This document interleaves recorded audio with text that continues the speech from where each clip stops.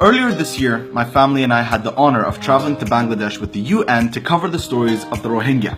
During our time there, we visited Bangladesh, we connected with the people, we saw the places, and we fell in love with the country and fell in love with the people, which is why it saddens me to hear what's happening there today.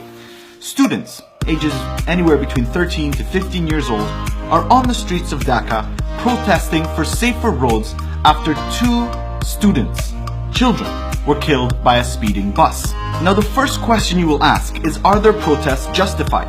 Well, according to a national committee to research this issue, 4,200 pedestrians were killed on the roads last year. That is up 25% from the year before. So is there a problem? Absolutely. So the question is, what is being done about it? According to these students, at this point in time, nothing. And I always get very concerned when I hear about protests. Specifically when I hear about protests being done by children. Because when you think about it, kids don't want to be out in the streets protesting. They want to be in school. They want to be out with their friends. They want to be out having fun, out being kids like they're supposed to be. But instead, the issue has become such a problem for them that they see no other solution than to take to the streets. And apparently some of these students are also stopping bus drivers and checking their licenses and paperwork to make sure that they are capable of driving on the streets.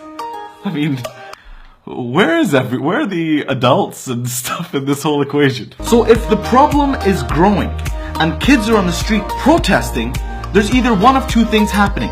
Either inefficiency or corruption, both of which need to have a solution as soon as possible. And as far as I know, this issue is purely about the safety of the roads. That's what the student wants, safer roads. And I'm sure there's going to be comments coming in that there's something else behind it, or there's some other group, or there's some other interest.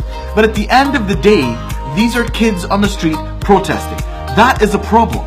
No matter what it is, if there's an underlying issue, then that needs to be solved as well. And I believe what we're seeing today in Bangladesh, like many other countries around the world, is that youth aren't just gonna sit down, be quiet, and look the other way in the face of something that's not good enough, that's not safe enough, that just makes people comfortable and suits people, and that's why they keep it that way.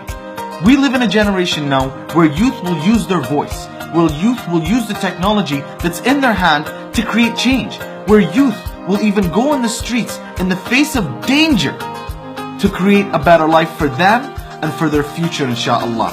And if we as adults, if we as the generation who are heading government and heading businesses aren't there to help them, there's something wrong with us.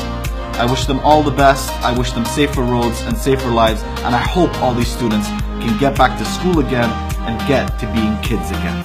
Much love, and God bless you all.